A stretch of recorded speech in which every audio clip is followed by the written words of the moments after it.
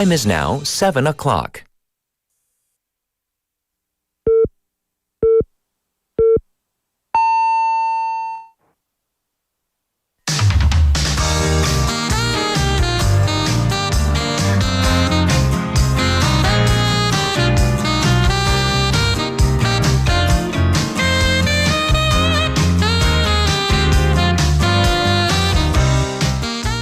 President Yoon Suk-yeol has been impeached by the National Assembly and suspended from duty.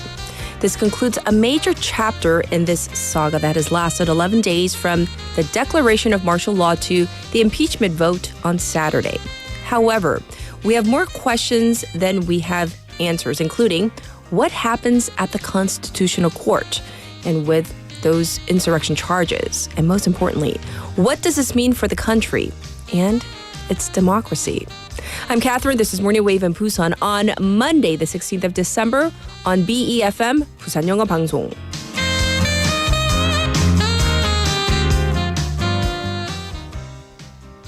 Good morning, Wavers. Welcome to our program. I hope you had a restful weekend. Well, I'm sure you have heard by now, but President Yoon Suk-yeol has now become the third president ever to be impeached by the National Assembly. It took 11 days since the declaration of martial law on December 3rd, and there were 204 yay votes that said yes by the National Assembly.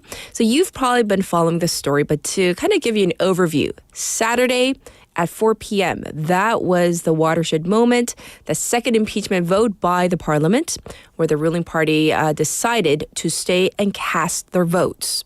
The results, once again, 204 yeas, 85 nays, 3 abstentions, and 8 invalid votes, meeting the 200 vote threshold required for the National Assembly to impeach the president. The same day at 7:24 p.m., later in the evening, the impeachment resolution was delivered to the presidential office in Yongsan, effectively suspending Yoon's duties as president. So earlier, Yoon issued a statement saying that he will never give up and do his best for the country up until the last moment. And so now, South Korea is under acting president Han Duck-soo, so 권한대행 in Korean. So with this, the ball now goes to the Constitutional Court or 헌법재판소, which will decide whether to uphold the impeachment or strike it down. And there are still questions about the Constitutional Court itself, as the court, as we talked about previously, there are right now 6 justices actually there. Out of 9. And so how will it proceed from here on out? That is the big question. So we have so many questions, like I said, and that's why later on we're going to have 2 special interviews on this very topic. I'll give you the details in a little bit. In the meantime, sidebar. I know this is going on. This is the big story here in Korea for a text topic. Do you share your password or pattern on your phone with your significant other? Or is that a matter of privacy? 자, 나는 내 배우자 혹은 연인과 폰 패스워드 혹은 패턴 공유한다 versus 그거는 privacy다. 그건 안 한다. Those are your choices. Either or, and why? Give me the reason. You can send in your messages to BFM's live stream, live chat on YouTube. Go to the platform, type in BEFM or 부산영어방송, and then you can subscribe, log in, and chat with our other waivers. Also on your phone, that phone we're talking about, pound 9050 샵 9050. That'll cost you 100 won. You can also reach me for free on KakaoTalk channel. Same thing there. Search for BEFM, 부산영어방송. And the ways you can listen to us these days, so many different ways. 90.5, 103.3 FM. That's on the radio. That's only if you're in the Busan area. Also, like I said, we are streaming live on YouTube right now in real time. You can watch again at your leisure. And we're available on 2 apps. Our own app, the BEFM app, and also the Patbang app. Very easy to download. Both are free. Looking ahead to our morning together, like I said, We have two special interviews for you today. So first up, real soon, we're going to have Professor Kim Byung-ju. He's going to be joining us for the political perspective into this impeachment. And then in hour number 2, we're going to talk with Professor Song Se-ryun to give us a rundown of the legal aspects of the upcoming impeachment trial. And then later on, we'll have Bobby with business perspectives. So coming up next is News Digest with Haley. And so we're going to go straight into it. So in terms of what is happening right now, the top story, of course, like I said in the opening, the impeachment of President Yoon Suk-yeol. The actual conclusion to this impeachment saga will come from the Constitutional Court. So good morning to you. I know it's been a very busy weekend, right? Good morning. Yes, indeed. Yes. So let's take a step back and look at Yoon's rather short political history. Right. So we're going to have, as you said, experts come and really get into what's going to happen next. But let's take a little bit of a step back because his political history, at least as it stands, has been bookmarked by 2 impeachments. First one where he was a part of the investigators. Yes. And then the second one against Yoon himself. So Yoon Suk-yeol, as a prosecutor, made a name for himself in the public eye initially under the Park Geun-hye administration. And this began back in 2013, even before that whole influence peddling with Choi Soon-sil began. And this was the National Intelligence Service, the NIS Internet Comments Manipulation case, right, where the conservative government back then was being accused of having used people online to kind of spread favorable comments. So Yoon headed the special investigation team back then, and he publicly clashed with then President Park Geun-hye and said very famously, quote, "My loyalties do not lie with a person." And that actually got him demoted from the ranks of the prosecution. Sure. But then he came back, and he came back rather big as the head of the special investigation team in the special counsel probe against the influence peddling scandal involving Park and her friend Choi Soon-sil back in 2016. This is likely where a lot of the public got their first glimpse into who Yoon is. Yes, indeed. And this led to him leading the prosecution under the subsequent Moon Jae-in government, correct? Right. So Yoon Suk-yeol was named the head of the Seoul Central Prosecution, which is one of the most powerful positions within the organization itself. Yes. Then to the very top job as the prosecutor general, all under President Moon. So the political reaction at this point was quite the opposite of what it is right now, really a mirror image, because back then for the Democratic Party, he was, what we would colloquially say the poster boy for justice and prosecutorial reform. On the other hand, conservatives, the precursors of what is now the People Power Party, they actually raised issues with his wife, Kim Gun-hee, and her various allegations and scandals. Yes, indeed. So that's kind of a review. And then his relationship with the Moon administration soured. It went south. Right. So that was with Cho Guk, who's still a major player even to this day. Yes. Yoon headed the investigation into then Justice Minister Cho Guk and his family, the famous academic issues, the scandal. And then he would clash with Cho's successor, Choo Mi-hye. And this actually led to a full 180 in his political reputation as the top name in the Conservative Party's presidential ticket. And then once again, very odd, ironic timing with Cho Guk himself, whose sentence was confirmed the day before Yoon was impeached. Yes. So in this case, and by the way, this academic case is the one that Yoon began the investigations for. However, for Cho Guk himself, even his anti-Yoon Suk-yeol government stance helped to launch his own political career. But now, with the presidency, Yoon's duties as president, they have been suspended barely past kind of the halfway point of his 5-year term. Exactly. So Yoon actually marked his halfway point of his 5-year term last month, but now he faces possible impeachment if the Constitutional Court confirms it. So during his 2.5 years in office, his approval ratings did linger quite low in the 20 to 30% range, hitting under 20% beginning in recent months. Yes. Another interesting relationship to be noted here was this time with his own Justice Minister, Han Dong-hun, or his first Justice Minister. Han was kind of his junior prosecutor to Yoon during their prosecutorial days.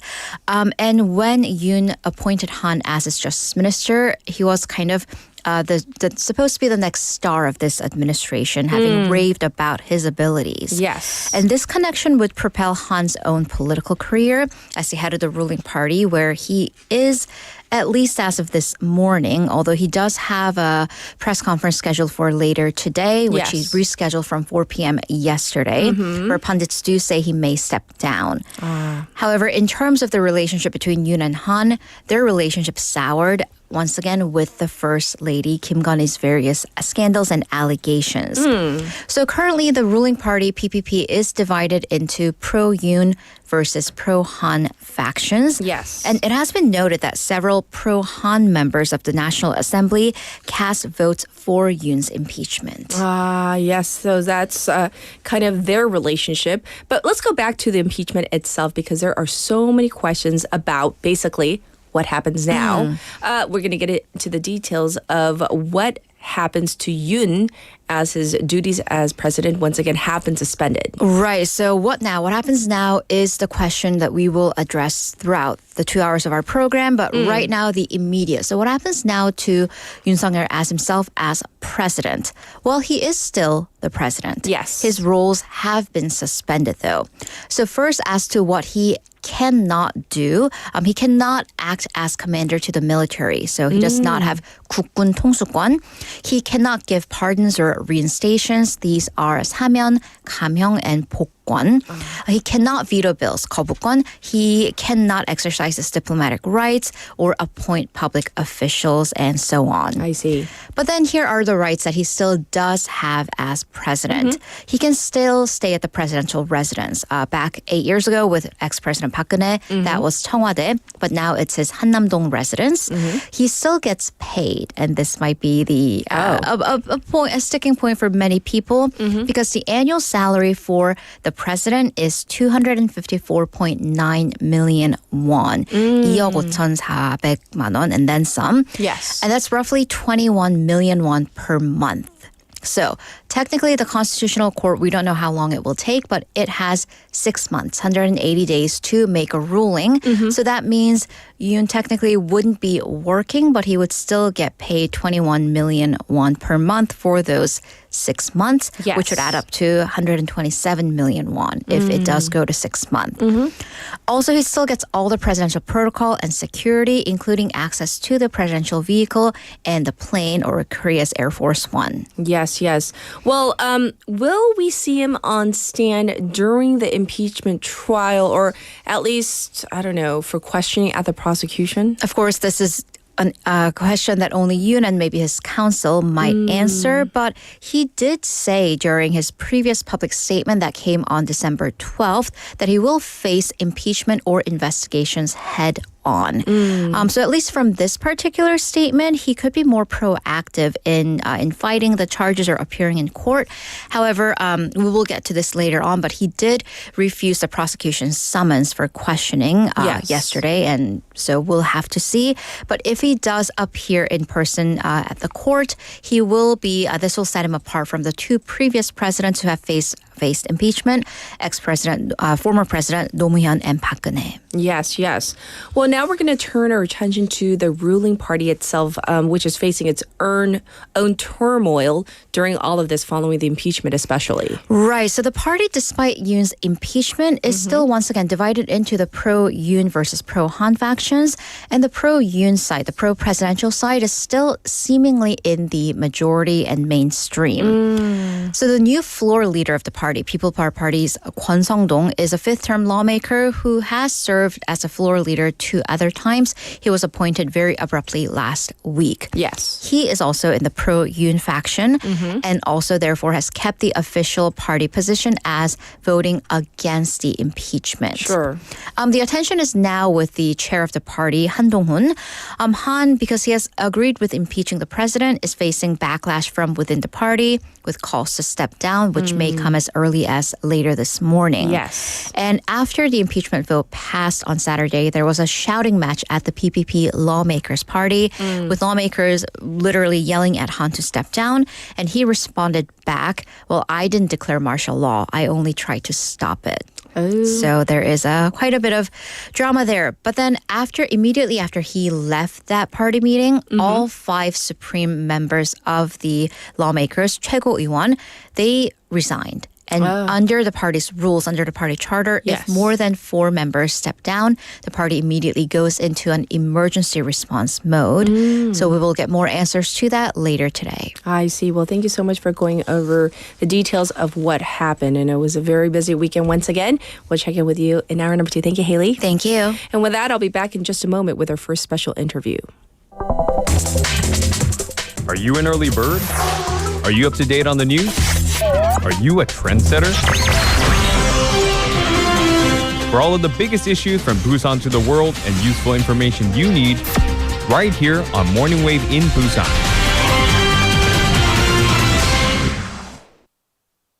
투표 결과를 말씀드리겠습니다. 대통령 윤석열 탄핵 소추안은 총 투표수 300표 중 가 204표, 부 85표, 기권 3표, 무효 8표로서 가결되었음을 선포합니다. Yeah, so as you heard in that clip, so to explain it, that was the actual reading out of the results of the votes. So we have 204 nays, 85 yeas, 85 nays, 3 abstentions, and 8 invalid votes. So once again, that threshold that needed to be met was 200 votes. And yes, we did get to that. So that's why the President Yoon Suk-yeol, was impeached on Saturday. And so yes, apparently there was a crossing of party lines to get this past that 200 mark. And in terms of who voted which way, we're not exactly sure. But let's find out more about this whole situation, the political landscape that Korea is going through after this monumental change. Once again, just 11 days since the declaration of martial law. We have invited back to the airways Professor Kim Byung-ju, who is a former diplomat and now affiliate professor at Hankuk University of Foreign Studies. Hi, Professor. Welcome back. Good morning. Yes. So I wish we could meet on better terms, but of course, this is the big story. As we talk about the changes, it seems that at least 12 ruling party lawmakers may have changed their mind and voted a different way, voting yay or yes, different from the first impeachment vote on the 7th. So can you give us some insight into why the tides may have turned so quickly, even within the ruling party? I guess, when the martial law happened and right after that, People Power Party, President Yoon's party talked about the idea of orderly retreat. And I think there was a considerable support at that time when the idea of orderly retreat came out because of several reasons. Number one is, of course, the trauma of Park Geun-hye experience. Yes. And, how whole thing situation got really extreme, and especially on the side of the Conservative Party, how much they have suffered as a party with impeached president. So, not to repeat that extremely painful experience was the idea, and there was a considerable support. But of course, it was a very conditional situation because it was tenable only if the idea of so-called orderly retreat could be defined quickly. But however, it was not. People Power Party could not present the specific idea of what orderly retreat was supposed to be. Sure. And, those people who were waiting for those ideas and those people who supported take a side with those who with concerns about the presidential impeachment being done again in less than 8 years, 6-7 years.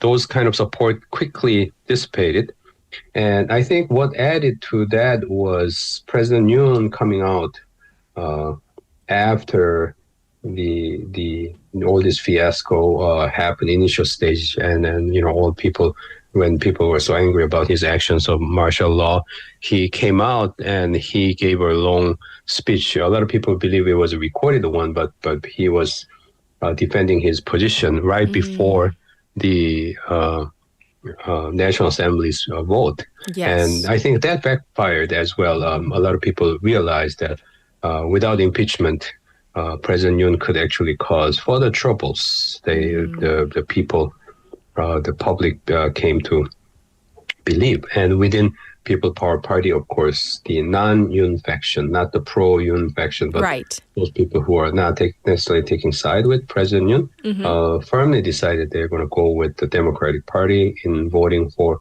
the impeachment. So I think that's how the situation changed. Thanks for explaining. For the party itself, I'm assuming that it must be a very kind of a painful moment for the party itself, the ruling party, because there are a lot of changes that the PPP will likely go through as a result of the impeachment, fighting or disagreement within the party itself, correct? Yes, indeed. I'm slightly surprised by the majority's firm stance. Majority here meaning the pro-Yoon faction. Right. Their firm stance criticizing their party leader, Han Dong-un, for going along with the Democratic Party's impeachment votes and so on.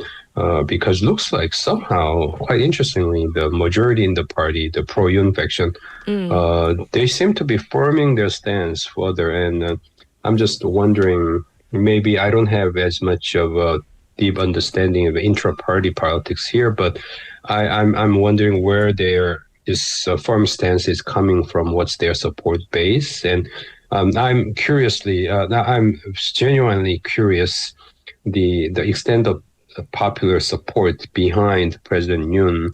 Right. Which I thought in the polls was around 10% and a lot less, but they may be something different, and it's puzzling me. In fact, how the majority inside PPP are setting up their stance this way. But I guess it's a little bit too early to tell how PPP will change or different directions they will take altogether. It looks like the party itself is seriously divided, and there were calls for retreat or resigning of the current party head, Han Dong-un, and we'll have to wait and see how it unfolds. Right. So like you just said at the last part of your response to the question, there are reports suggesting that the party leader, Han Dong-un, might possibly hold a press conference today and signaling maybe that he might be stepping down. Is that what you're hearing, or we just don't know at this point? No, there is a strong call for his resignation, I know, from the other side in his party. So how he's going to define his stance, we'll have to wait and see whether he sees the small number of so-called pro-Han faction, the lawmakers who support him. The size of it will be, sustainable for his continuation of his position. I don't think we have enough information on that yet. Okay. So with Prime Minister Han Duck-soo, who is now stepping in as acting president, this is also very curious because, yes, he is going to be the acting president. However, I mean, he might be facing, charges himself later. That's all questionable, and maybe you can't answer that in particular, but what might be different under the acting president? Your later part of your question first. First part first. Yes. About the possibility of investigation to continue on the prime minister or the acting president. I think what Lee Jae-myung said yesterday or the day before yesterday, over the weekend, matters. He announced that Democratic Party, for one, is not going to pursue, the continuation of the investigation or prosecution of the prime minister. And Lee Jae-myung himself and the Democratic Party, along with him, are going to work with the prime minister and seek the continuation of the governance of the nation and stuff. So I thought there was quite an encouraging statement that came out. And with that kind of position of party leader Lee and the Democratic Party itself, I wonder whether investigation will actually continue in any serious manner. So that's what we see at the moment. Okay. In terms of the acting president, the difference, laws do not clearly define the difference between regular presidency and the president, acting president, what kind of power, the real difference there are. So I think, speculations are, there are plenty, and I think we're hearing different things. But one consensus is that the acting president will for sure focus on maintaining and managing the current system rather than changing it dramatically. That's no nonsense, kind of obvious point. And so, seeking stability and making sure that the system continues to work. I think it will be the main focus for sure. One sticking possible point is the veto power, presidential veto power of the legislations. And we have some sensitive legislations at the National Assembly, such as the law on the rice, how government is going to compensate the rice farmers and so on, because demand for rice is so extremely low. And there is a possibility that Democratic Party may pass the law again and send it to the acting president. In that case, acting president will face a real dilemma whether to veto this bill or not, which has been vetoed many times by President Yoon. And then the lawmakers could try to change the law on how they can summon their witnesses to National Assembly. And under what Democratic Party is seeking, maybe corporations, businesses might be forced to disclose all their business secrets and stuff like that. That's very controversial. And that also is one of those items that acting president may have to veto, but could cause a lot of controversy.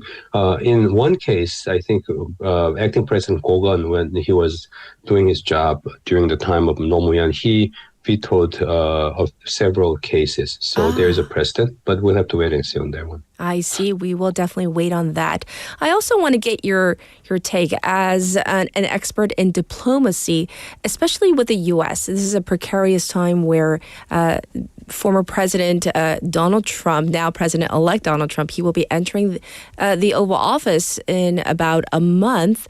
How will this acting presidency system maybe affect the diplomacy, especially with the U.S. and, of course, other countries as well?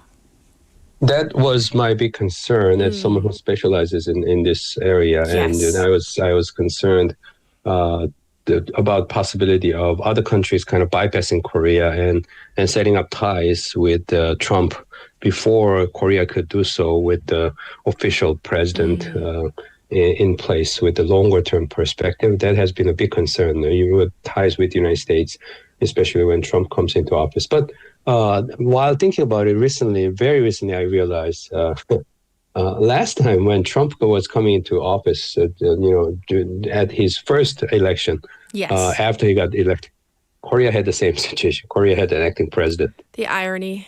Indeed. That I forgot about it. Right. It's irony. So we've done it before. So we'll be fine. There was a kind of relief and consolation on my side. And current acting president, prime minister, he was a former ambassador to the United States, and before then he spent long years as a trade policymaker. He is very internationalized. So if anyone, he can handle the situation very well. Yes. And, to wrap up our conversation this morning, though, Professor, I want to focus on the fact that, especially the outlets here domestically, but also internationally, they're focusing on South Korea and the democracy that seems very resilient, as what many of the experts are saying. So how would you describe South Korea's democracy, even as we're going through the second impeachment in Korea in 8 years? What would you say? Yeah, no, I think, I would like to go along with the mainstream observation. This is about South Korea's democracy and its strength being, demonstrated. Many people are actually kind of very much in resentment about this chaos and whether Korean democracy is falling apart and things like that. Of course, there is a certain element to it, of course, such concern. But in the big picture, we have to keep in mind that democracy is ruled by the people and people's sense of ownership and people feeling they're in charge. I think that's the most important element in running democracy. And in that sense, I think Korea has shown to the world once again that we have a very, very, very strong democracy where people make the decisions and people make all the difference anyway. So despite all this chaos, which is a bad news, I think we have had a kind of good news along with it. So that's something we should not lose our sight of. And last point is in through all this process, what's important is rule by the people needs consensus, and we have to come up with consensus and agreement. And so far, impeaching President Yoon, I think there has been a strong consensus. But somehow, we don't want to go back where the country seems to be, divided evenly, half and half. And what I often call no matter whatism. No matter what happens, I'm on this side. No matter what happens, I'm on this side. That kind of partisan stance is very poisonous for democracy. We need strong median voters, centralists who can change their mind and choose different government at different times, back and forth. That can strengthen people's rule and the democracy itself. Ah, yes, Professor. No matter whatism, that'll really stay in our hearts. But thank you for joining us today, and take care, Professor. Thank you very much. This is Professor Kim Byung-ju, and I'll be back with our traffic and weather in just a moment.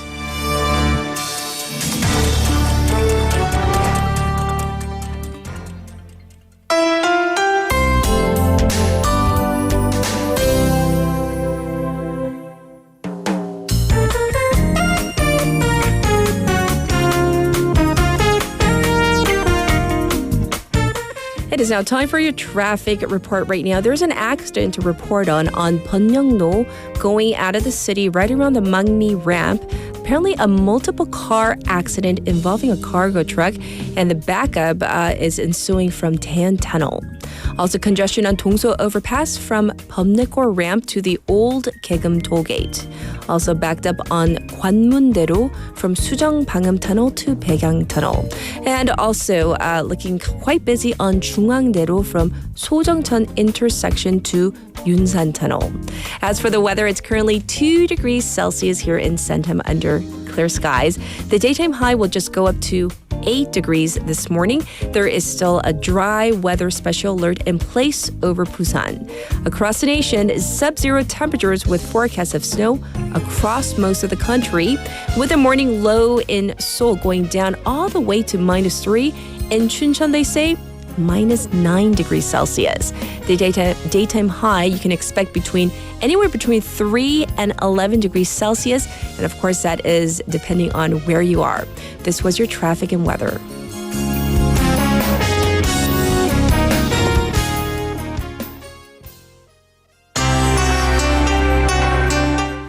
As requested by Bunny, this is 다시 만난 세계 by 소녀시대.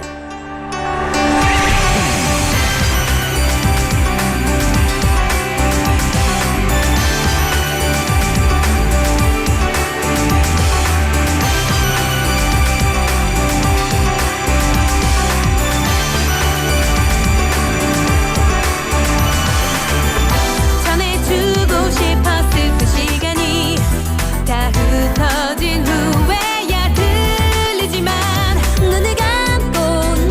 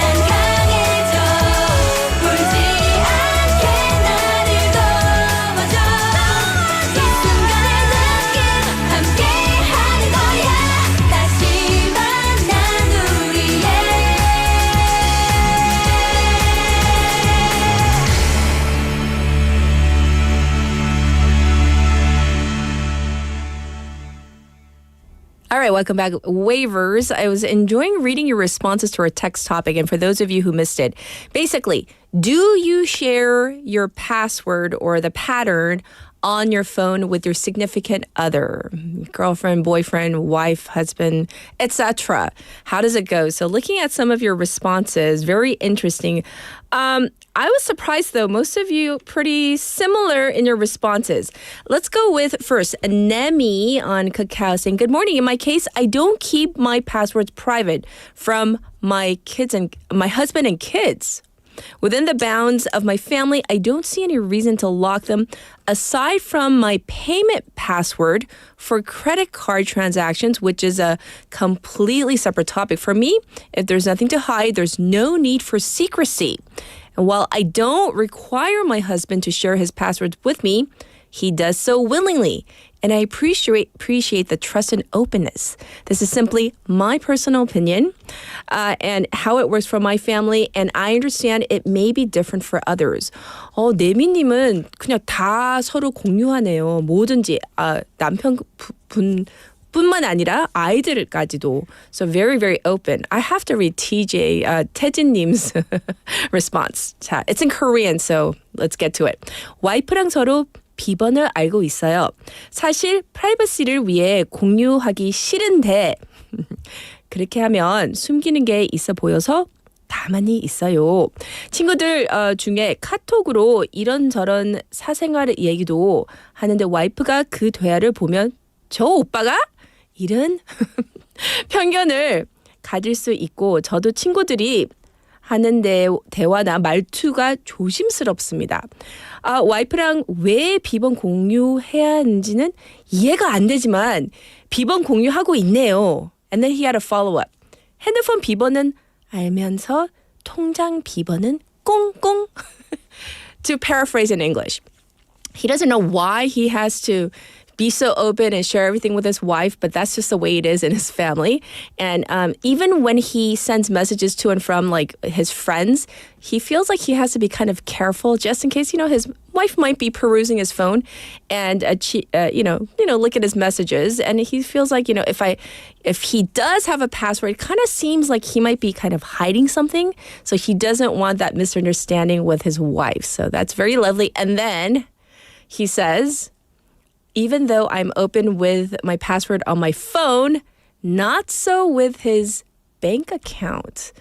I don't know, is that a joke or is that for real? I'm kind of on the fence on this one. So I'll tell you my story. For me, this is going to make me into a really bad person. My roommate doesn't know his account number, nor does he know his password. Everything's on my phone with his permission. I didn't do it illegally. And then my account information is also mine.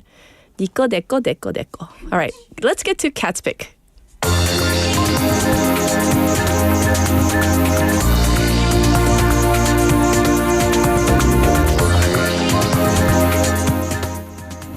All right, here is Cat's Pick for Monday morning. The biggest story, of course, is the impeachment. So here is Al Jazeera's take on what happened after the impeachment.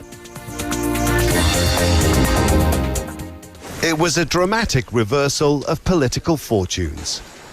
A week before, President Yoon Suk-yeol's governing party had stood with him, derailing Parliament's first impeachment vote.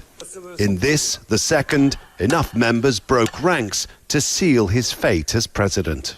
The suspension of the president's duties was urgently needed, and throughout the process, we only thought of the country and the people. South Korea has been embroiled in political turmoil since Yoon's controversial imposition of martial law nearly 2 weeks ago. Given the scale of the biggest constitutional crisis in decades, his acceptance of his impeachment for it seemed low-key. Though I must pause, our journey towards a better future, which I have walked with the people for the past 2.5 years, must never stop. In recent days, Yoon has been defiantly defending his actions, an apparent failure at conciliation that may have made him more enemies. The fact that the martial law was imposed only for 6 hours and then the then President Yoon revoked it highlights how the democracy in South Korea is very much working. It was alive and well. President Yoon has now been suspended but remains in office pending a decision by the Constitutional Court. In South Korea's relatively short history as a democracy, Yoon Suk-yeol is only the third president to be impeached. One of those decisions was overturned at the Constitutional Court that will now consider this ruling. And Yoon has promised to fight not only impeachment, but also potential criminal charges against him. For South Korea's opposition parties, this impeachment brings closer the prospect of criminal charges against Yoon for insurrection. The December 3rd insurrection crisis has not yet been resolved. The suspension of Yoon Suk-yeol, the ringleader, is merely the first step toward addressing the situation. With investigators still trying without success to search his offices, the now impeached President Yoon is far more vulnerable to the multiple agencies closing in on him. So that is one outlet's take on what is going down. So obviously we're going to continue to cover this story. And in hour number 2, we'll have the legal angle. So stay tuned for all this. This was Cat's Pick for today.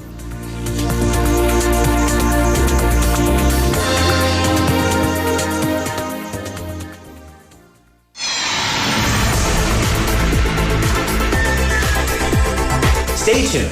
You're listening to Morning Wave in Busan.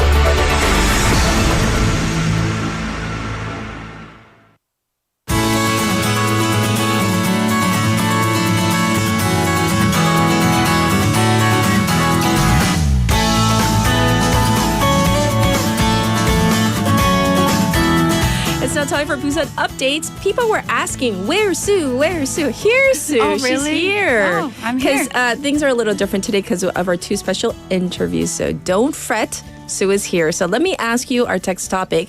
So we don't know too much about you yet. Assuming if you have a significant other, do you share like passwords, patterns for your phones? Or theoretically, would you?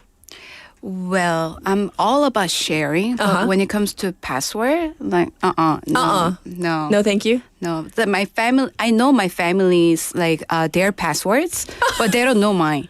Oh, so it's not a two-way street? It's a one-way kind of, or multiple ways? Oh, interesting. Is there a reason why you know everybody else's, but they don't know yours? You protect your privacy? It's just that I don't feel the need to tell them. Like, you know. She's like, I know yours, but you don't know mine. Oh, interesting. By the way, for my phone, I don't even have, I know this is so unsafe. I don't even have a pattern. My roommate doesn't have a pattern either. But if I need to check his phone, like to check like a credit card transaction, I always ask. I never do it on my own. I always say, hey, I need to check a particular transaction. He's like, oh, go ahead. So that's how it goes. All right, let's dive into our first update. Last Saturday, Seomin was filled with lots of cheers, for the most part, for the passing of this impeachment, correct? Yes. At 3 p.m. that day, the Yoon Suk-yeol immediate resignation and social reform Busan emergency action, Yoon Suk-yeol 즉각 퇴진 사회 대개혁 부산 비상행동, held a rally near Jeonpo intersection. Okay. Around 50,000 people gathered. And from Jeonpo intersection to Dongseoro intersection, the traffic was partially restricted across half of the 8 lanes, with people sitting in closed-off areas. I see. And when scenes of vote counting preparation were shown on the screen, people shouted, "Count faster!" And once the news broke that the motion had passed with 204 votes, the crowd burst into celebration, hugging each other, chanting slogans like, "We won." And among the crowds, what was noticeable that day was MZ gathering particularly stood out, as many people were in their 10s and 20s. They carried one of those glowing light sticks that are usually used to support K-pop idols. Yes. And they played medleys of songs, idol songs. They made it look like a concert scene. Yes, and of course, we're just reporting on what happened, what went down, especially in the Seomin area. So thank you for that. We're going to move on and now talk about the utilization plan for the Busan 기장 Seawater Desalination Facility. That's a mouthful in English. In Korean, that's 기장 해수담수화시설. This has been an ongoing issue. We've talked about this before on Busan Updates, so we need to know the details. Yes. So the facility, it was initially constructed in 2006 at a cost of 125.5 billion, 1225억, Yes. in order to provide drinking water. However, the facility has faced delays in operation because of insufficient economic feasibility, high electricity costs, and opposition from local residents. Ah, indeed. So why were the local residents against the use of this facility? The facility is closely located to Gori nuclear power plant, Gori 원전. So it caused public fears of radiation contamination. Sure. Yes. And as a result, the facility has never been used for its original purpose, which is supplying drinking water, and has remained idle since 2018, incurring 6 to 7 billion, 6, 7억 won annually in maintenance costs. That's quite high. Let's talk about the major economic issue behind this whole problem. So the cost of producing desalinated water significantly exceeds that of conventional water sources. The high production costs remain a major obstacle. The study estimated the production cost of industrial water to be 1,400 to 1,700 won per ton, compared to the average cost of industrial water, which is only 421 per ton. I see. So tell us a little bit more. So in light of these findings, Busan City has been conducting 2 additional studies. One is researching a plan to replace extensive domestic water with industrial water from the desalination facility. This was launched in August. The other, launched in April, is utilize the facility as a demonstration site for water-related research and development. So I hear that there are critics, though. They argue both sides, but what do the critics say? They said that these new studies are similar to the findings from the Ministry of Environment, 환경부's conclusions, without offering innovative solutions. And the city officials insist that the additional research is necessary to validate economic feasibility, especially regarding the costs of building water pipelines versus using the desalination facility. So it does sound kind of unclear or like what the solution might be. Hopefully, though, the city finds a way to utilize that facility well to be in operation, hopefully sooner rather than later. All right, last week we heard that overall employment rate in Busan is showing some stability. However, some young people in Busan, they still want to move away out of the city, correct? Yes. So on December 15th, 2024, Busan Social Survey, Busan 사회조사, found results from 31,144 citizens between August 23rd and September 12th, when young people aged 15 to 39 were asked about their plans to move to another region. 20.3% responded that they had plans to do so. And among 45.8% of them are considering relocation within the next 2 to 4 years. Additionally, 18.9% are planning to move within 5 to 9 years, while 15.4% aim to relocate within the next year. Oh, so like immediately, basically, right? Yes. So 75.2% of respondents considered the Seoul metropolitan area as their preferred destination, followed by the southeastern area, Dongnam-gon, including Busan and neighboring cities at 15.9%. And 66.5% of the respondents cited employment-related job seeking or career advancement as their main motivator for relocating. And additionally, 14.7% noted that the lack of adequate educational infrastructure, such as schools or academies in Busan, was a significant factor in their decision to move. So there are like multiple reasons why it seems younger people are seeking to move. Hopefully we can rectify this because we want to, stop the brain drain. All right, lastly, let's talk about price increases, which we hate, in popular restaurant items. Yes, as of November this year, the average price of major restaurant menu items in Korea has increased about 4%. Okay. And the items that saw the highest price hikes include kimbap, Korean sushi rolls, jjajangmyeon, black bean paste noodles, and bibimbap, mixed rice with veggies and meat. And this increase reflects trends in food price inflation because of rising costs in ingredients like wheat and oil. Right. Yes. So according to the Korean Consumer Agency, 한국 소비자원's 참가격 price information portal, the average price increase for 8 popular restaurant menu items in Seoul from January to November of this year was 4%. For Busan's average price increase was 3.3%.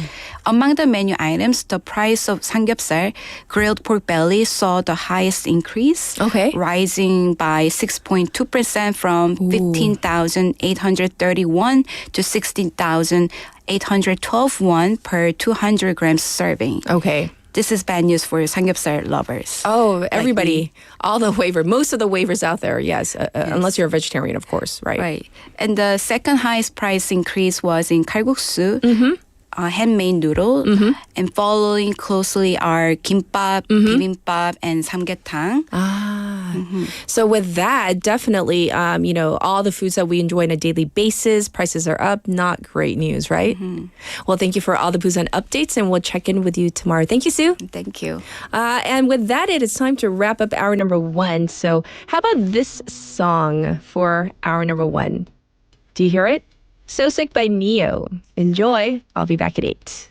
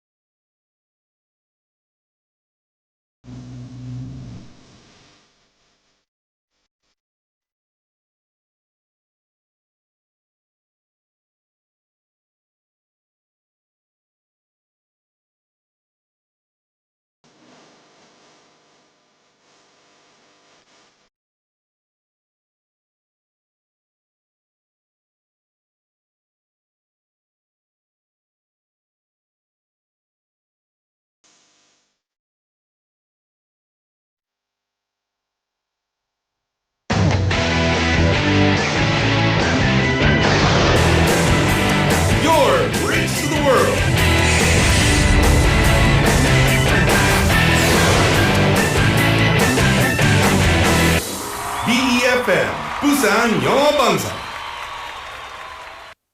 새로운 다우니. 건조기를 사용하면 섬유유연제 향기가 사라진다고요? 깜짝 놀라실 거예요. 다우니는 건조기를 사용한 후에도 향이 오래오래. 그래서 입는 순간까지. 다우니 7일간 피어나는 향수. 다우니.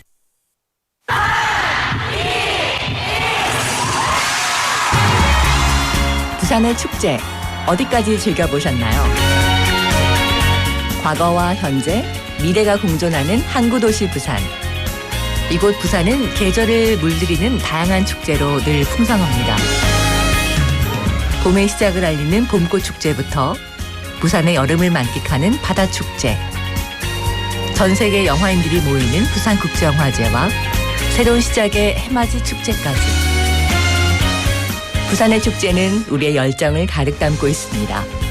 바쁜 일상은 잠시 뒤로하고 특별한 시간을 선물 받는 바로 이곳 부산에서 우리의 삶은 축제가 됩니다. 축제로 하나 되는 부산. 여러분은 어떤 축제를 기다리시나요? 이 캠페인은 대선공익재단과 BFM 부산영어방송이 함께합니다. 혹시 지금 운전 중이신가요? 어린이 교통사고 피해자 수는 지난 3년 평균 약 9만 명. 특히 어린이 보호구역 안전기준이 강화된 이후에도 어린이 보호구역 내 사고는 지속적으로 발생하고 있습니다. 스쿨존에서는 반드시 시속 30km 이하 서행, 스쿨존 내 불법 주정차 금지, 차량 출발 전 앞뒤 좌우 살피는 습관으로 어린이가 안전한 도시를 만듭니다. 참, 운전 중 휴대전화 사용은 모두에게 위험합니다. 우리 모두를 위한 교통안전, 나부터 실천하면 모두가 안전해집니다. 어린이가 안전하게 뛰어놀 수 있는 부산.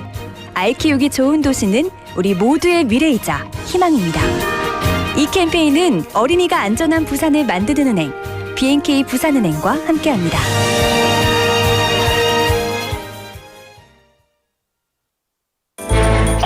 Did you know that an average person in South Korea uses more than 10 kilograms of disposable products a year? While convenient, it does weigh heavily on the environment as they take up to 500 years to break down. Here is how we can cut down on disposable products. First, use tumblers and mugs instead of plastic or paper cups. When you go grocery shopping, bring a reusable bag so you won't have to ask for a plastic one. At home, instead of reaching for single-use paper towels or wet wipes, use rags and towels. These small steps for the environment can have a big impact on planet Earth. This campaign was brought to you by BEFM Busan 영어방송.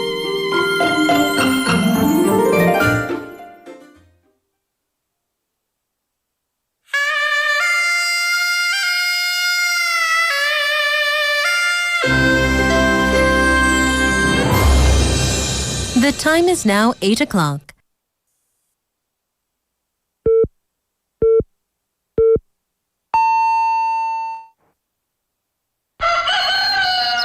Good morning, Dynamic Busan. Yeah, you're waking up. Time to shake it up. Tell the world good morning and find out what's going on. Well, hi there, folks. There's everything from comedy to lively chat to music. Broadcasting from a room about the size of your closet. All calls are recorded. What show is this? Live from Korea's dynamic city, this is Morning Wave in Busan. I'm sorry, who'd you say you were?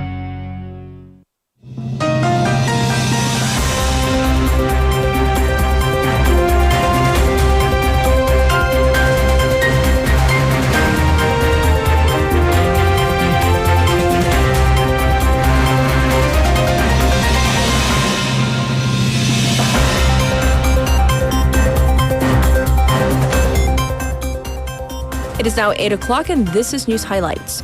Yoon refuses prosecution summon. The special prosecution team investigating the martial law case requested President Yoon Suk-yeol to appear for questioning yesterday, which Yoon defied. The presidential office declined to confirm whether Yoon has provided any reason for not complying with the summons, and the prosecution plans to send a second summons today.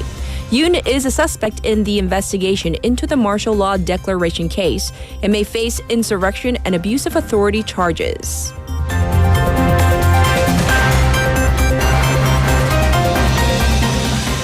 Arrest warrant requested for ex-martial law commander. The prosecution yesterday requested an arrest warrant for suspended Army Chief of Staff General Park An-soo, who served as martial law commander on December 3rd. The prosecution also sought a warrant for Lieutenant General Lee Jin-woo, head of the Capital Defense Command.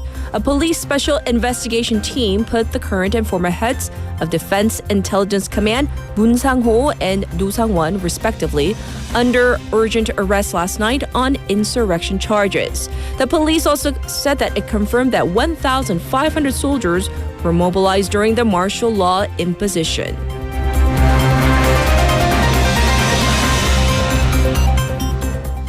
National Assembly Speaker calls for Parliament-government cooperation. National Assembly Speaker Woo Won-sik urged Acting President Han Duck-soo for the government and the parliament to work together to overcome political turmoil.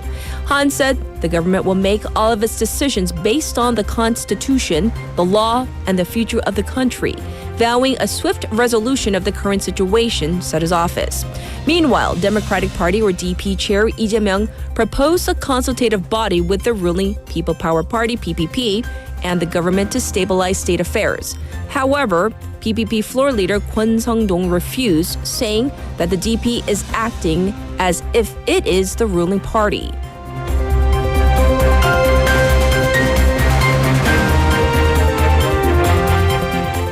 Acting president speaks with Biden and reaffirms alliance. Acting President Han Duck-soo spoke with U.S. President Joe Biden on the phone yesterday, where the two vowed to remain and develop the two countries' alliance. Han's office said that Han and Biden spoke for 16 minutes on Saturday after President Yoon Suk-yeol was impeached by the National Assembly. Following the impeachment, the White House said that it appreciates the resiliency of democracy and the rule of law in South Korea, reaffirming their ironclad alliance.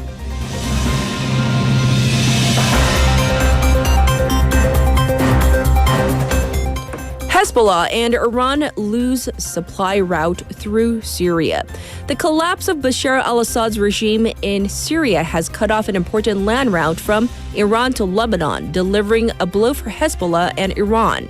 Hezbollah's leader said that it will seek to recover this supply route, which has provided the militant group with weapons and other key supplies from Iran. Iran has also used the land route to supply Yemen's Houthis and militant groups in Iraq, and experts say that blocking this land route could weaken Iran's influence and, by extension, the axis of resistance. And this was News Highlights.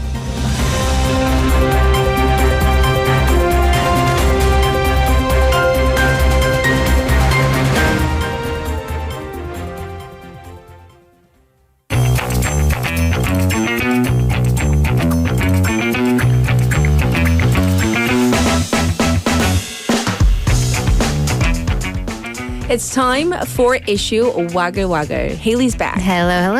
And so we need to ask you first your take, because you're the representative single. Because a lot of the I am the single lady with no catsup of Morning Wave in Busan. Okay, so our listeners, most of the ones that responded apparently are married. They are. Yes, Not all, are. but it seems, at least from what we can tell, we share so much with each other. We do. We know if we're married or we're not, right? I'm surprised that we don't know your passwords already. I know, at this point, because we just have different names. Roommate, spouse, wife, husband, room controller. But basically, everybody responding is married. So let's get your take, Haley's take. Sharing, yes or no? At least her phone. No. Stay on. What? No. Ugh. For me, because, privacy is very important. Yes. I have nothing to hide, by the way. I don't have the emotional bandwidth / intelligence to cheat. Because I think, in my opinion, I'm not defending any cheaters. Please don't cheat. But to be able to juggle two relationships, let alone one, it's too much. That takes work and dedication and, intelligence. What if you call the person by the wrong name? Yeah, so. We need to do that text topic. What, have you ever called called your current love for by the four. That's a tough one. Okay, so back to passwords. So I have nothing to hide because it's so much work. I'm probably already stretched thin in my one relationship that I don't have right now. But like, if you ask me for my password, I'm like, no, what? No. That would be my reaction. And I probably wouldn't even be nice enough to be like, maybe not. I'd be like, ew, no, why? Ew. No. So, Our producer has a question. Gently put. 저렇게 대화해도 되나요? 안 싸우나? Because 제가 morning wave single representative single. Like, There's a reason why she knows. I'm just kidding. Hello. No, it's by choice. It's by choice. And that also she's single. by personality. But ew, no. Oof. Okay, so it's a strong no. Anybody that's interested in Haley? No, it's a hard no. Don't ask for her password. No. We get it. Let's get into the woggle-worthy stories. Yes, we're going to talk about the impeachment, but from a woggle-woggle angle. Let's begin with the vote count. Of course, the vote was anonymous, right? Right. But, with the math, people are calculating, so we know at least how many in the ruling party crossed the party line to vote to impeach the president, or likely voted, right? Right. So a bit of background. We need 200 to impeach, and there were 192 people within the opposition parties. So that means we needed 8 from the PPP to vote against the party line. So in the final tally, though, we have 204 yay votes, meaning at least 12 people per party lawmakers voted in favor of impeachment. Yes. So there were already 7 people per party lawmakers who have publicly said that they will vote for impeachment. So that means at least, 5 more, just simple math, voted outside the party line. Right. So these are likely pro-Han lawmakers, but as there are about 20 such lawmakers in the faction, only about a quarter of them, 5 out of 20, voted or followed the party leader's position that President Yoon should be impeached. Indeed. So the nay votes are kind of obvious, right? But what about the invalid votes? What is that? Right, and we had questions about that from our listeners too. Like, so how do you, so there were 3 abstentions, 기권표, you just didn't vote. You choose not to vote, right? And that's kind of obvious, you just didn't. But then 8 invalid votes. How do you invalidate a parliamentary vote? I mean, every election for 2 years, we do talk about how you should stamp within the square, in like a regular election as constituents. But then in a parliamentary vote, it's much clearer. So you write it in. This is actually a write-in ballot. Okay. You either write 가, as in like 가결, approve, or 부, disapprove. And you can write that in Korean, 가, 부, or write the Chinese characters. Okay. Right. And, in case you don't know, you can just write it in Korean. So it's like, well, it's 3 strokes. Like, how do you, So, even putting an extra dot, though, nullifies that vote.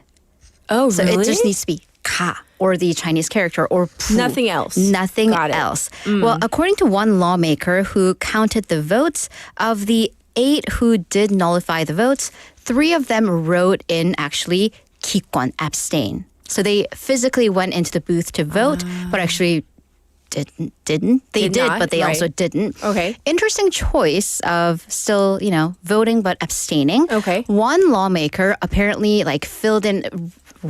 drew in a huge dot next to their 가, agreeing but nullifying.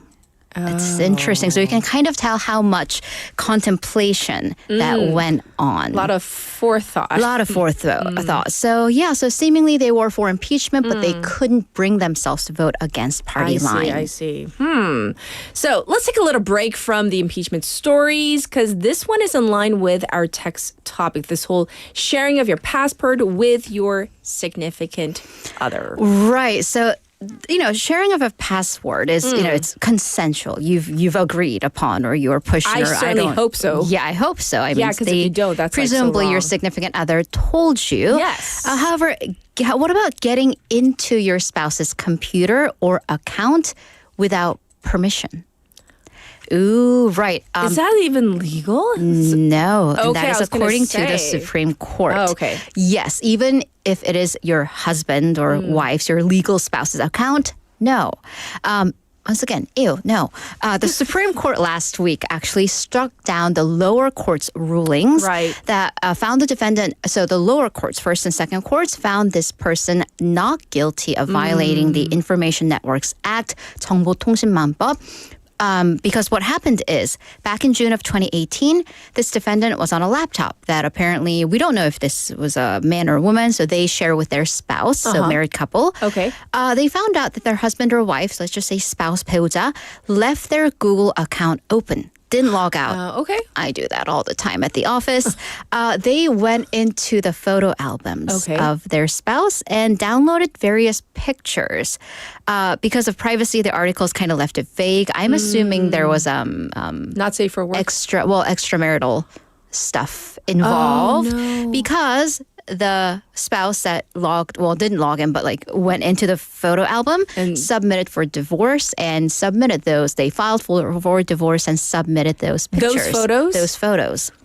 Ooh. So, yes. Well, the question is it admissible as evidence? Because, well, is it? Because in Korea, it's not a no-fault kind of country where you can, depending on the circumstances, during the marriage. Or, also just legally because you cannot use piece of evidence that was obtained illegally. But it's called fruit of the poisonous But the tree. thing is it illegal? Because the account was left open. Ooh, so the prosecution indicted the individual for violating Articles 48 and 49 of the Information Networks Act. This bans you from infiltrating into someone else's information network and also bans you from leaking those secrets. So the first two courts ruled that this person submitting the photos in the divorce suit is in violation, but this person didn't really infiltrate the network because infiltration means you have to hack in. Right. But the account was left open. Okay. So it was partially a not guilty verdict. Interesting. But apparently the Supreme Court didn't see it that way. No, the person didn't have permission. That was the key from the spouse or Google even to get into the photo album. So even though the spouse left the account open, the top court said that there are risks of harming the credibility of the information or security of that network, therefore is a violation. So the moral of the story, even if your spouse or a coworker, stupidly, speaking about me, left their accounts open, you cannot go into their photo albums, their email, whatnot, and also, submit it as evidence because it won't be counted. But also for everyone, log out. Oh, yes. Yeah, please. I double and triple check. Well, I really do. Now I will. Oh, okay. Like also, once again, I have nothing to hide, but still, still on principle. I don't want people looking through my email. There's nothing like juicy in there anyways. But I mean, if you want to clear out my spam folder, because I think I have like 10,000 unread emails, I'd really appreciate it. But still, also log out. Yes. All right, moving on. We are going to the oceans for our next story where human activity is harming wildlife even beyond our imagination. Right. So, we've all maybe seen the videos of that turtle with a straw in its nose, the bird's beak like kind of wired shut with the plastic bottle holders. Well, now we have drugged up dolphins. So way to go, humans. Yeah.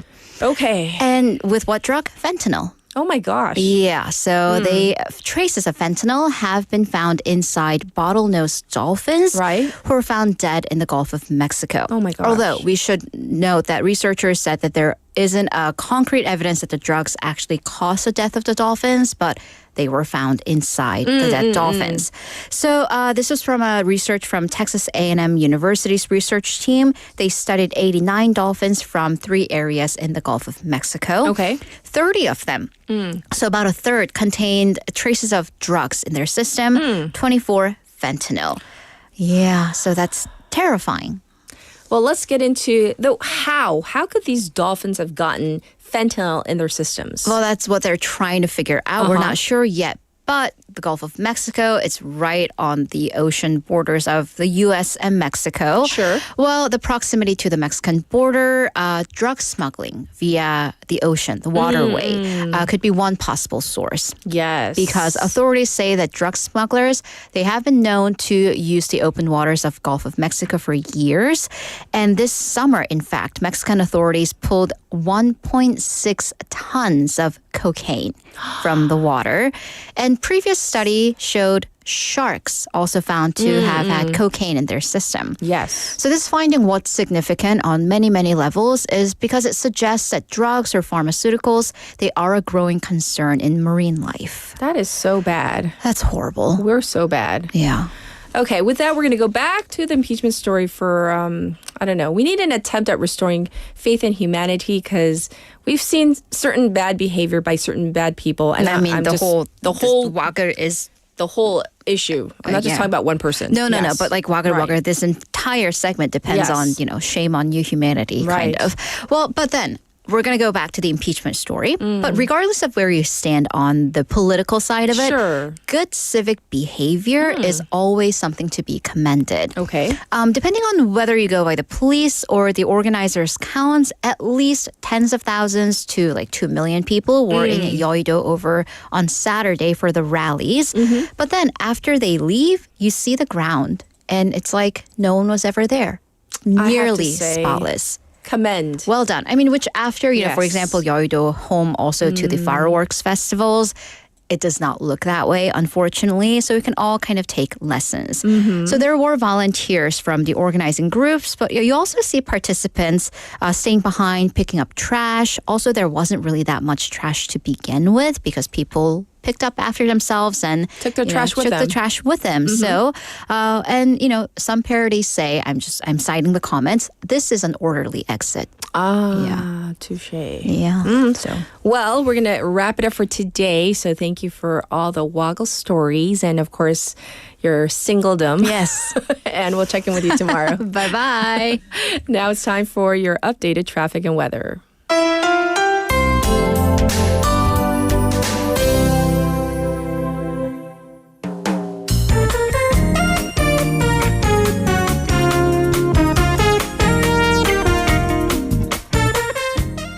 It is now time for your updated traffic report. It's now 8:18 on this Monday morning. There is an accident to report on Taedong Hwamyeong Bridge toward Taedong, right past the Wasok underpass.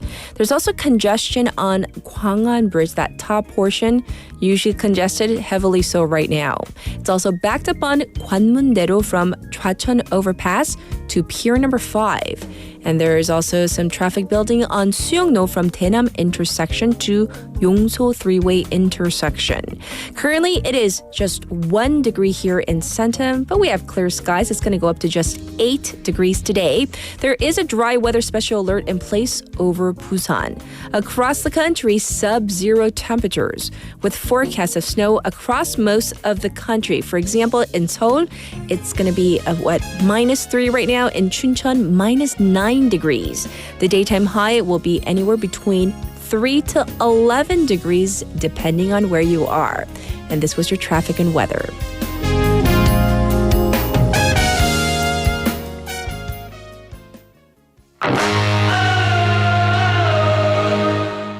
And this is Into the Unknown by Panic at the Disco. Into the unknown, into the unknown, into the unknown.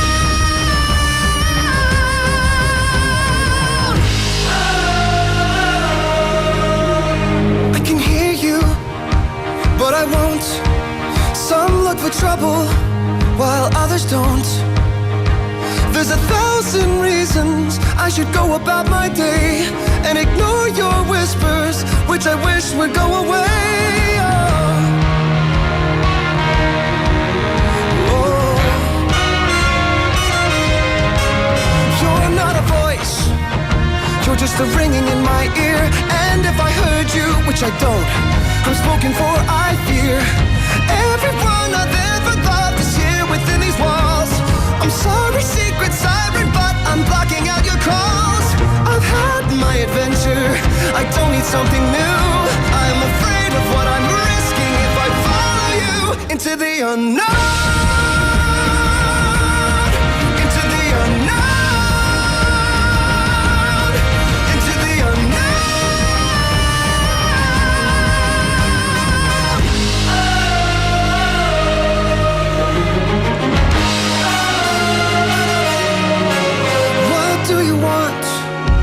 you've been keeping me awake?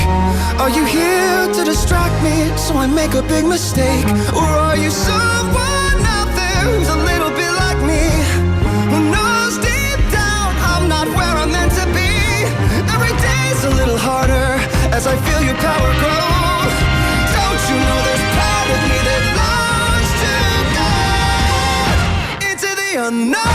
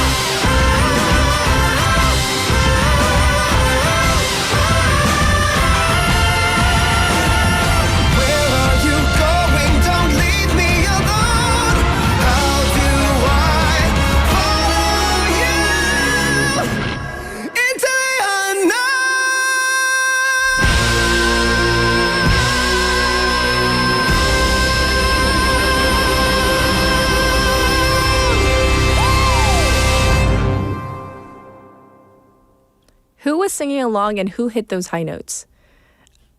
I was singing along in my head. We all were, right? All right, so we are talking about whether you share your password or pattern on your phone with your significant other, or is it, like Haley keeps on saying, ew, just no. Is that your response? And does it matter if you're like married or like still dating? I don't know. I've been married for so long, I have no idea. So Leslie says this: I am horrible about remembering passwords. My significant other works in IT, so not only does that mean I am not allowed to use the same password for logging into different accounts, I also have to have two-factor authentication. Ooh.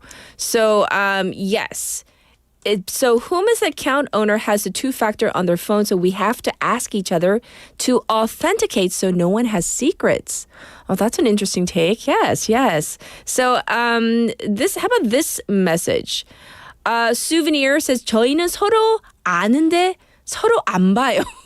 So Souvenir says, we know each other's passwords, but we don't look at each other's. It goes like vice versa. They just don't, bother to do so. And who was the person that says they know, like her husband knows hers, but they don't know. I'm trying to find the message, but the common thread, though, I feel like most of the responses are from the married folk that have actually texted in, is that there's a lot of openness going on. So I was kind of surprised at that. Some of it is kind of like peer pressure, like Taejin Club, and but some of it seems like it's just like of their own volition. You're that open with your significant other, and for all the singles out there who say no, that is your right as well. Anyhow, we'll be back with our special interview.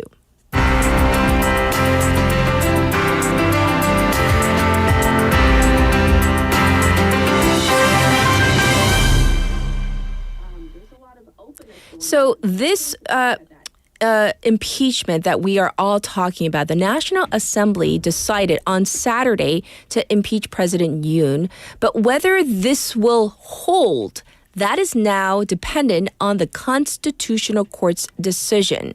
So we now face multiple questions, from the logistics of a 6-person bench as opposed to a full 9-person bench, and whether this affects President Yoon's insurrection allegations as well. To walk us through the upcoming legal process or processes for President Yoon Suk-yeol's impeachment, we have our resident legal expert on the line with us. Let's see, Professor Song Se-ryun, are you there? President Yoon, but whether this will So we're having some technical difficulties.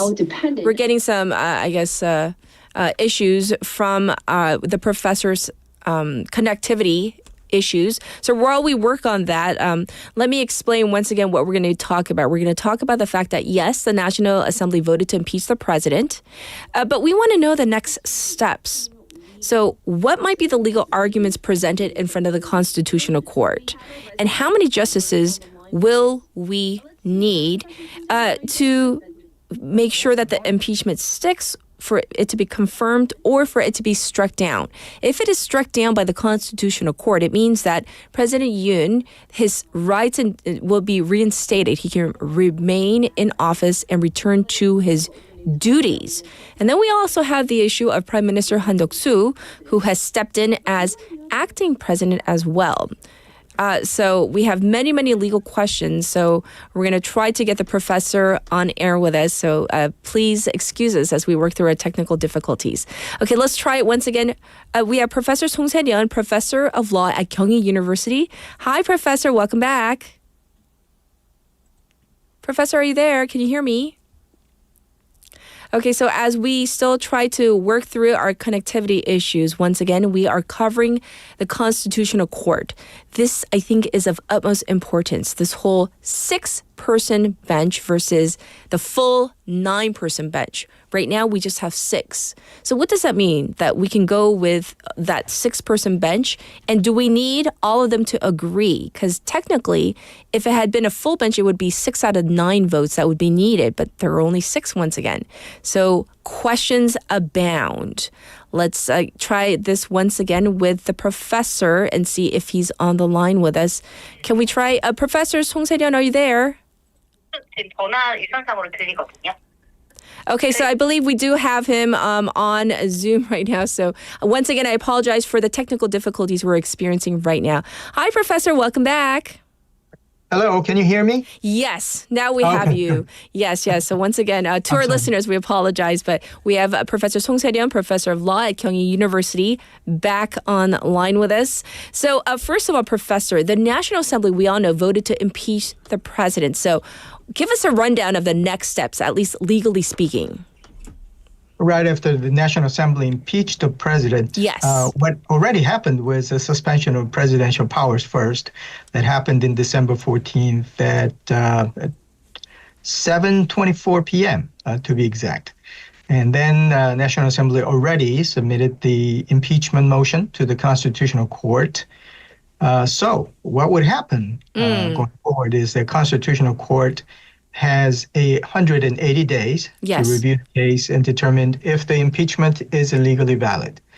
Now, during that time, this is a kind of a preparatory stage where the National Assembly will assemble their lead prosecutors, and they might hire outside counsels as well to help them out. And of course, as you mentioned, there are only 6 justices in the Constitutional Court. I mean, there's a debate as to whether that could go ahead, because usually by law they need 7 people to go ahead, but internally they decided that the 6 people can go forward in other cases. But impeachment of a president is a very serious matter. Sure. So I think that it's a better course to replenish 3 more justices. And in fact, that's already in the works. So I think the dates have been already chosen to do a hearing to confirm 3 more justices within this month. So I think that the beginning next month, at least, they'll have a full en banc court, which means 9 people in the bench. Yes. So now that we've run down the possible scenario, especially with the sitting judges and whatnot, what might be the legal arguments presented in front of the Constitutional Court, if we had to take a guess, Professor? Right. The impeachment trial. Yes. We have to look at the Constitution that enables the president to declare martial law, whether that was lawful when he did that. And in fact, we'll look at Constitution Article 77. And in addition, they'll look at the Martial Law Act and see whether the necessary elements were there. Of course, the big question is whether there was any need for the declaration of the martial law. There was no war. There was no civil war or armed conflict. So there was no necessity for military actions. That's what people think. But of course, president thinks otherwise. Yes. So there will be some arguments back and forth. I see.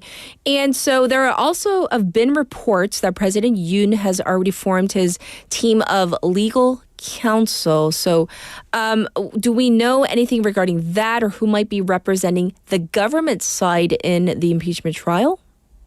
I think he's looking at some of his the acquaintances, maybe his mentor who was in the prosecutor's office, or he will look to some of the outside counsels that have served in the constitutional court, because they, of course, might be very familiar with the workings of the constitutional court. Yes. So nothing has been decided, and there are talks that the president himself might be his own counsel, which would be very interesting, especially if it is televised. Yes. But I don't think it's a good idea, but he might go after it. And so going back to the Constitutional Court itself, the justices, so 3, once again, have retired. The court, there are 6. How does this process go, though, with appointing of the justices, or how does this go, getting the remaining 3 to make it a 9-person bench? Well, the makeup of the Constitutional Court is a 3 by the president, 3 by the Supreme Court. Yes. And the 3 on the National Assembly. Sure. At this point, president's portion of in taking care of others, only remaining 3 are from the National Assembly. Now, there have been back and forth about who should be appointing or nominating those the members. Right. I think it has been pretty much settled that we do have some candidates. So that's why they were able to schedule some dates for confirmation hearing. Now, the big question was, at this point, if the President Yoon Suk-yeol was there, whether he would go ahead and approve it or not. Yes. But at this point, with the Prime Minister as an acting president, I think the expectation is that he will and he can. If the appointment or nomination was for the president's portion, probably acting president picking the president's portion, that might have been questionable. Right. But since it's not for the president's picking, I think it's going to be okay. Now, I think that the only question is whether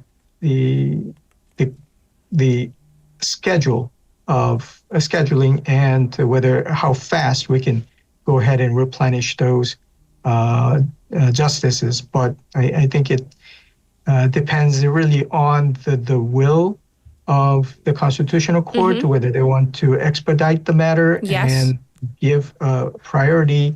But I think they should, and I think that they would. Right. So it's such an important case, of course. Well, if we can turn our attention now to Prime Minister Han Duck-soo, who is now stepping in as acting president of the Republic of Korea.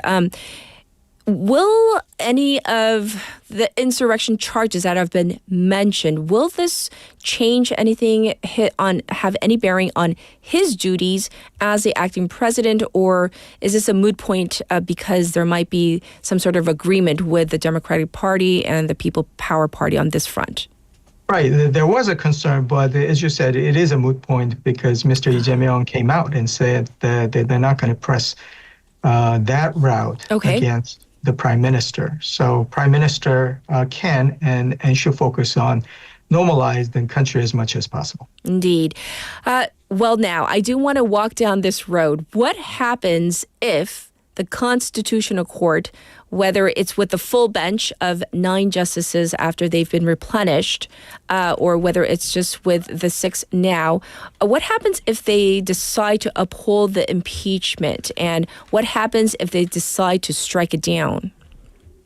Yeah, upholding the impeachment charges, that means out of whether it be 6 or whether it be 9, 6 justices said that the impeachment is valid. If that's the case, then President Yoon Suk-yeol will be permanently removed from the office, and the new presidential election must be held, according to the law, within 60 days. So it's a snap election. And until then, the prime minister will continue as the acting president until the new president is elected and sworn in. Yes, yes. So let me ask you this, Professor. How might this differ from what happened previously with ex-President Park Geun-hye, with that case versus this case?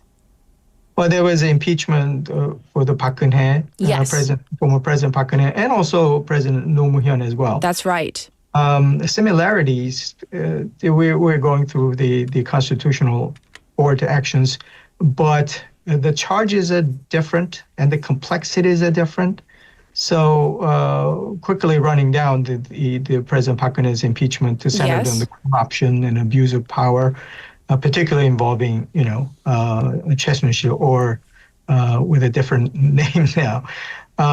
But the President Yoon Suk-yeol's case focuses on constitutional violation and allegation of insurrection related to martial law. So specifically looking at the provisions of constitutional court, that would be more of a simpler case, I guess.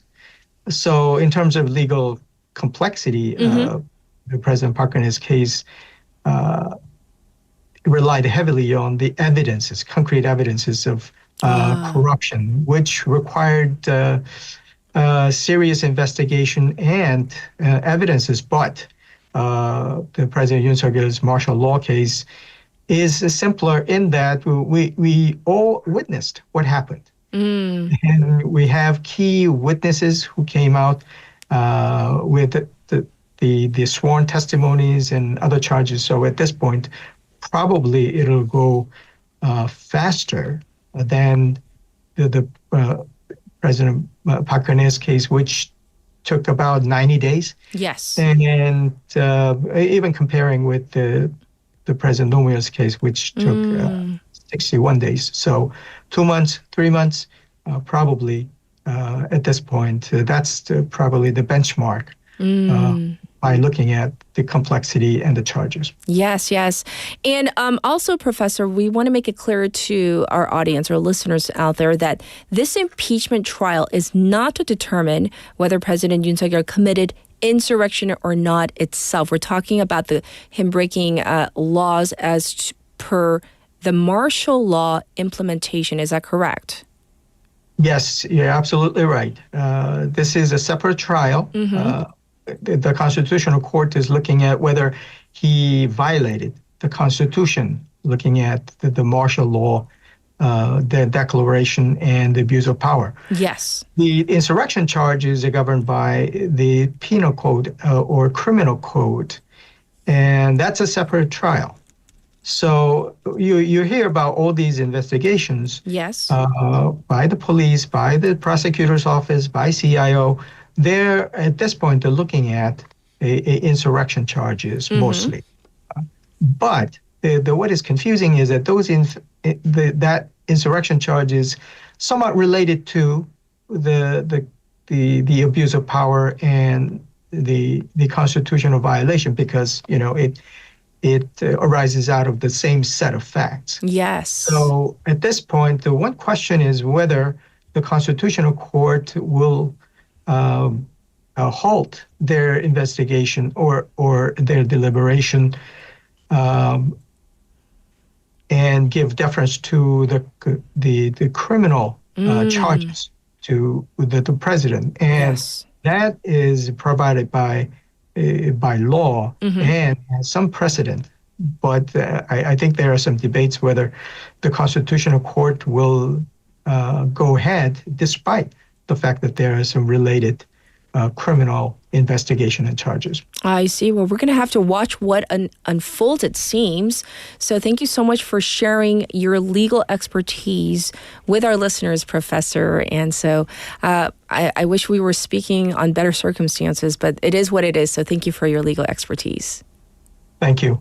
This was Professor Song Se-ryun, professor of law at Kyunghee University, once again with our special interview, looking in depth into what might happen down the road with the Constitutional Court into ruling on Yoon's impeachment. We are going to take a short song break, so here it is. This is Non Je ne regrette rien by Edith Piaf.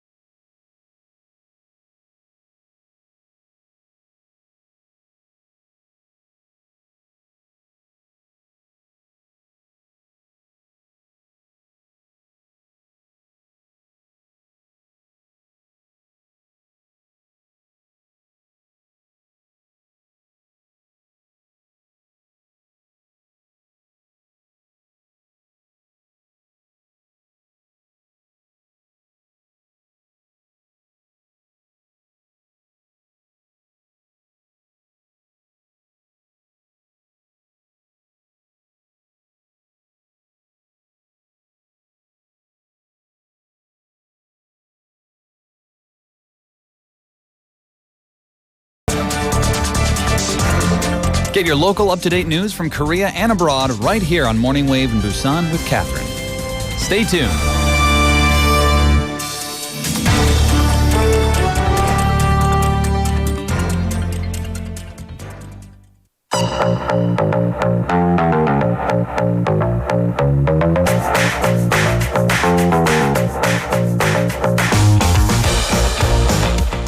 It is now time for a business perspective. We're getting thumbs up. 2 thumbs up. What are you trying to say, Bobby? 2 thumbs up? Yeah. And press the thumbs up, the like button. That's what he's saying. Press it. Double. Press it. Not down. Oh, sorry. No, press it. I love this. Oh, man, we're having fun this morning. Press? I was going to say. PD님 어떻게 눌러요? 이렇게는 아니잖아요, 그렇죠? Like this, okay. Like this, Sorry this about that. or this. Thumbs right? up on the press. That's better. He's like thumbs up, but press it. I don't know. So how are you? I'm doing good. Okay. Yeah. So we're gonna dive into our segment. What do you have for us today? So today it's going to be a little bit more scientific for all the waivers out there. Oh no! That like this, yes. But it's a topic that I've been wanting to talk about for a long time. All right, the topic is called CRISPR. Oh, CRISPR. Yes. Yes. And it's a new technology, a discovery in healthcare, biotech area. Mm-hmm. And I remember just about 8 years ago, I was listening to a podcast about this discovery. Sure. And how it's going to change the face of research, medicine, healthcare. Right? So CRISPR is really a gene editing technology. But it's an acronym, is it not? Yes. Okay. What does it stand for? All right. It's a mouthful. Okay. So here we go. I gotta Slowly. practice, yeah. Okay. CRISPR, clustered, regularly interspaced short palindromic repeats. What? Am Am I the only one that said what? Yeah. Okay. No. No, right? No, I'm not the only one. Thank Yeah, goodness. typing that in, I was like, what? What is that? So that's why most folks call it CRISPR. Thank goodness. And now, to be more specific, it is a 2-component system. Technically, it's called CRISPR-Cas9. Okay. Okay. And now here's where we get a little scientific for all listeners here. All right. Here we go. CRISPR-Cas9 uses specially designed RNA molecule to guide an enzyme, which is the Cas9, to a specific sequence of DNA. And that Cas9 enzyme then cuts the strand of DNA at that specific point and removes that small piece, causing a gap in the DNA where a new piece of DNA could be added. And therefore, gene editing. I just got a vision in my head. I remember seeing the visual on this. Like they like remove it, like cut, snip, Scissors, snip, yes. and then like remove and replace. Replace, exactly. I remember this. Yes. So, and it allows for really precise gene targeting, and also it could just disrupt the editing for specific genes. Such as? Okay, so let's just imagine. Okay. All right, in simple terms, genes are everywhere, every cell in our body, and these genes carry information that determine characteristics such as our eye color, color of our skin, our height. Sure. Now with CRISPR, these characteristics can now be changed by making changes in our genes. So we call this gene editing. Wow. Yes, it sounds like the future, but it's not. It's not. It's not. here. Yeah, it's here. Yes. So. Now, the beginnings of it, the history of it. So back in the late 80s, a person named Yoshizumi Ishino and his team at Osaka University first identified CRISPR sequences in E. coli bacteria. Oh. Right, so that was late 80s. But the true potential of this CRISPR-Cas9 was unlocked in 2012 when Jennifer Doudna, an American biologist, as well as Emmanuel Charpentier, a French microbiologist, published a very pivotal paper demonstrating the use of it as a gene editing tool. They took it a step further. Yes. And that work actually earned them a Nobel Prize in chemistry in 2020 for developing a new approach to genome editing. Yes. So that's the backdrop of Yes. CRISPR. CRISPR, yes. Cas9. Yes. Shorten it even further just to CRISPR. CRISPR. Yes. Well, let's talk about how the impact of this, how this might affect us, and just industry impact. Yeah, so on the business side of it, Yes. right? So commercial applications, very vast, very diverse. So one of the areas is agriculture, right? And you would think healthcare right away, the healthcare implication, but agriculture. Really, CRISPR used to develop crops that are more resistant to diseases. Oh, that's important. Pests and overall environmental stress, which in turn enhances overall food security. Right? And, the world is just growing population-wise. So, there's a real risk of food shortage. Yes. So finding new ways to grow food using less space is very critical. Oh, yes. Right? And so within the agricultural industry, there's a branch called agri-tech. And they really embrace technology to increase and improve natural food production. And CRISPR really brings a lot of excitement into this space. Sure. And it allows potential for farmers to adapt plants safely to last longer, travel further, and grow more steadily. And this is important because, we don't want to use pesticides. That's correct. That's right? correct. At yes. least, I'm just saying from a layperson's perspective. Yes. The non-scientific consumer me. That's exactly one aspect from a consumer's perspective of why this could be very beneficial to us, right? And get this one, Catherine.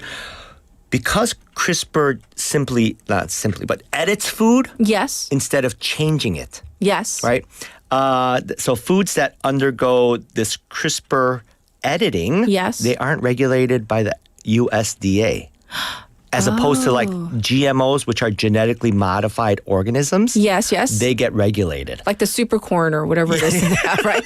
Yes. That's Yes. Regulated. Yes, that's regulated. Oh, yes. So an example of this is this. So mushrooms, right? Scientists, they edited the genome of a mushroom so it wouldn't turn brown when they are cut. Right? So instead of adding new DNA, they just disabled that part of the gene that causes mushrooms to brown. I'm so behind this idea. Because like the whole browning, it's like the oxidation, yes. right? Yes. And even like when you cut like apples, Yes. it doesn't mean that like as soon as you cut them, they start to brown. I know my mom used to like put little salt on there. I was like, it doesn't make it taste good. It looks good, but it doesn't make it taste good. So, yes, but now we can snip. That has Cut so it many out. other implications, but okay. Snip the genes. Yeah, the genes. Overall resilience. It can help plants survive in hostile environments and conditions. So I'm just thinking about like environmental changes with climate change. Oh, yes. We so need this. That's another aspect of it. This is important. Think about like all the produce that has been so expensive in Korea. And Yes, I know. restaurant industry. Yes. I mean, if we had this like right now, we wouldn't have to worry about like the prices fluctuating and talk about like kimchi as kimchi and etc. Yes. Right? No, yeah. The yields will be greater. Overall resilience to environmental factors. Yes. And, just the lower in prices, which President-elect Trump is trying to get down to. Well, let's talk about... So now another area of commercialization is overall medicine, right? Yes. Holds a lot of promise for treating genetic disorders such as sickle cell anemia and cystic fibrosis by correcting defective genes. Okay. So that's one aspect. But one area is the overall diagnostics where CRISPR could be used. So researchers are exploring the applications of CRISPR beyond just gene editing by exploiting its search functionality. Right? Okay. And they deem that as CRISPR diagnostics. Sure. So tools to detect infectious and non-infectious diseases. Now, the overall hope in the future are for these tests to be available to consumers so that they would be able to go to a local drugstore and pick up a CRISPR diagnostic kit. Wow. And test for major diseases just using the saliva or your blood or your urine. Right?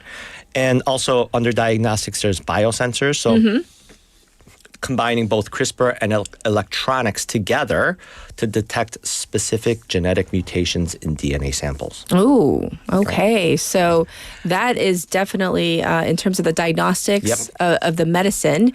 So what about like curing illnesses? Yes. So here's a big breakthrough here. Yeah. So we talked about it earlier, but with the introduction of CRISPR, this has always been the dream of researchers to use it to treat human diseases. And that has become a reality with sickle cell anemia. Oh. So recently, a year ago, the FDA approved the first CRISPR drug, Casgevy. Okay. And that treats sickle cell anemia. Huh. So what exactly is this though, sickle cell anemia? It's a disease in which people have a mutation in their red blood cells. And before this treatment came about, the traditional, there has been no cure to date. Yes, that's true. Right? And traditional treatment has been frequent blood transfusions or bone marrow transplants. But with CRISPR, it's possible to perform a one-time treatment to permanently correct the mutation. Ooh. Yes. That's pretty amazing. That's a game changer. Beyond, right? So with this CRISPR drug, Casgevy, as you call it, how much? I'm afraid to ask. I'm afraid to ask, but I have to. How much is this? So, so how do you, I was thinking about this too. So the number. Yes. $2.2 million for the treatment. $2.2 one-time treatment. million. Yes. But you think about it, like no more transfusions. It's life-changing. Yes, it's a life-changing drug. But it's expensive. Yes. Who's going to cover that? So I didn't get it like in terms of like insurance carriers, but that has to be part of the mix too. Well, I think we're going to have to continue. We have no choice because we're just getting into it right now. Yes. Okay, but we look forward to learning more about CRISPR next week. Absolutely. Thank you so much, Bobby. Yeah, have a great week, everyone. And with that, it is time to wrap up not just our segment, but our entire program for this Monday morning. Yeah, so this is kind of the Monday after, as I'm going to call it, after the big vote on Saturday. And I wish you nothing but a good Monday. It's going to be a tough Monday, but a good Monday today. Here is Life Goes On by BTS to take it out for today. Have a good one. Bye, everybody. 기다림을 몰랐어. 눈치 없이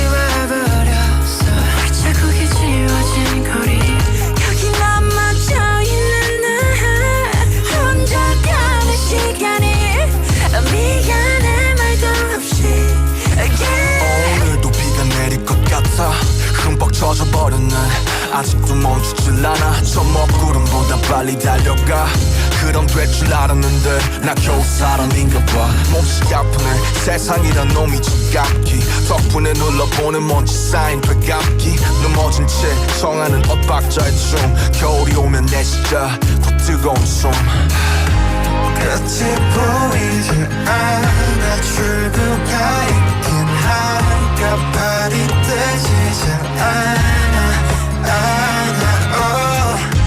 잠시 두 눈을 감아 여기 내 손을 잡아줘 미래로 달아나자 I gonna go in the forest 하루가 돌아오겠지 아무 일도 없던 듯이 Yeah, life goes on like an arrow in the blue sky 또 하루도 나가겠지 On my pillow, on my table Yeah, life goes on like this again 이 음악을 빌려 너에게 나 전할게 사람들은 말해 세상이 다 변했대 다행히도 우리 사이는 아직 여태 안 변했네 늘 하루 시작과 끝 안녕이란 말로 오늘과 내일 또 함께 이어보자고 멈춰있지 마 어둠에 숨지 마 백창도 또